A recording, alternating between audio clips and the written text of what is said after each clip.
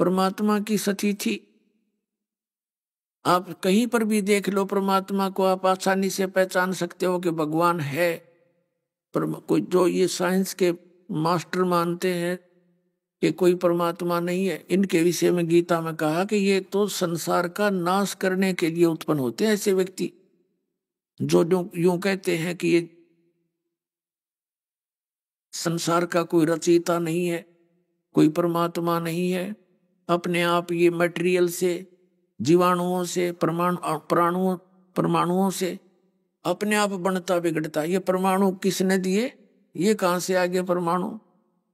तो पुण्यात्मा, ये तो मंदबुद्धि के लोगों का विचार है। जिनको हम इंटेलिजेंट समझते हैं अध्यात्म मार्ग में, वो माइनस है। अब जैसे अगस्त ऋषि के विषय में कि उन्होंने भक्ति शक्ति की सिद्धि आगी। एक सिद्धि ऐसी है, सातों के सातों समुद्रों को और एक घूंट में पी लेती है, बीज रूप में सूक्ष्म कर लेता है।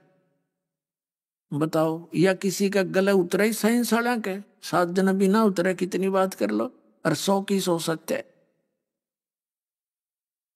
तो पुण्यात्मा, और फिर वैसे वापस कुरला मार दिया, भर गए सातों समुद्र। तो परमात्मा अध्यात्म मार्ग में ये कुछ नकली भी ऋषि जो कलियुगी ये कहा करते, ये तो गपौड़ हैं, गपास्टिक हैं, इस तरह की बातें जो संसार के कर्म अनुकूल नहीं है, वो झूठ होती है। पुणात्मा परमात्मा किसे कहते हैं? वो तो हमारे जैसा हो गया, फिर जो कुछ नहीं कर सकता। अब जैसे हम देखते हैं, ये विशेषकर जो अपने आप को कम्युनिस्ट कहते हैं, वो तो पक्के नास्तिक हो लिए, वो नहीं मानते, कहते हैं वो तो बिल्कुल सही। ये कहते हैं कि ये कुछ नहीं है, बस नर मादा से जीव उत्पन्न होते हैं और खत्म हो जाते हैं, बस बात खत्म है। अपने आप प्रकृति यानी कुदरती स्वतः ही ये जन्म होते रहते हैं। अब हम छोटे छोटे पढ़ा करते थे, उसमें एक पंजाबी की कविता आती थी प्रार्थना रूप में। हम चौथी कक्षा से पंजाबी पढ़ना शुरू करते थे, हरियाणा क्षेत्र वाले। हरियाणा नहीं था पहले, ज्वाइंट पंजाबी था, और पंजाबी कंपलसरी थी। तो उसमें हम कविता पढ़ा करते थे, आस्था भगवान की गढ़ी थी। कोई भी किसी भी सटोरी कहानी में भगवान का बीच में छौंक होता, घनी स्वादिष्ट लगा करती थी वो कथाएं। तो क्या पढ़ा करते थे कि कई असंख्य बनाए बंदे, अकनक हथ लाए, एक दूजे दे नाल कोई भी रलदे नहीं रलाए।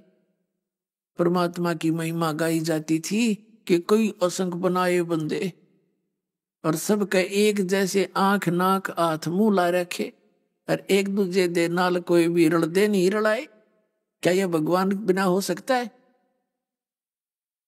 और एक ही माता पिता यानी एक ही मोल्ड से बने हुए बर्तन एक जैसे ही होते हैं, जब कुदरती मान्यता ये परमात्मा की दया है।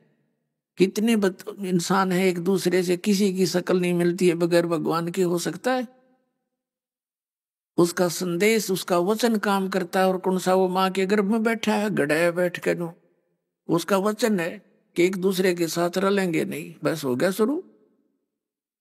ये सब काम वचन से होता है, परमात्मा की सब लीला वचन से हो रही है। जो उन्होंने जिस मटेरियल में जिस टाइप का वचन बोल दिया, वो उसी प्रकार क्रिया कर रहे हैं। जैसे एक वट वृक्ष है, वट वृक्ष बढ़ के बीज में, बीज कितना होता, राई के समान, और उसको डाल दिया मिट्टी में, पानी डाल दिया, पौधा उगा कितना मोटा। और वट वृक्ष पूरे बरवाला में फैल जाता, उसने फैलन की जगह मिल जाता है। तो उस परमात्मा के वचन से ही किस वस्तु से और क्या बन जाता है। हमारा शरीर किस वस्तु से बनता है और आज हम किस रूप में इसको लिए फिर रहे, तो ये भगवान बिना नहीं हो सकता। ये कहने की बातें हैं, ये ऐसे होता है, ऐसे हो जाता है। मालिक के वचन है, परमात्मा की हुई व्यवस्था है, उसी से सब कुछ हो रहा है।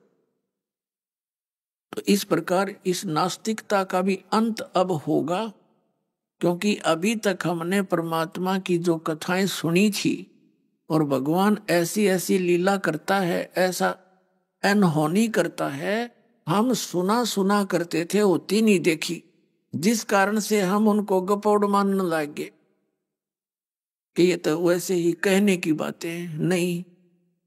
अध्यात्म मार्ग में किसी भी वस्तु को हम ये नहीं कह सकते ऐसा नहीं हो सकता। परमात्मा के विधान में, परम अक्षर ब्रह्म की डिक्शनरी में इम्पॉसिबल वर्ड नहीं है।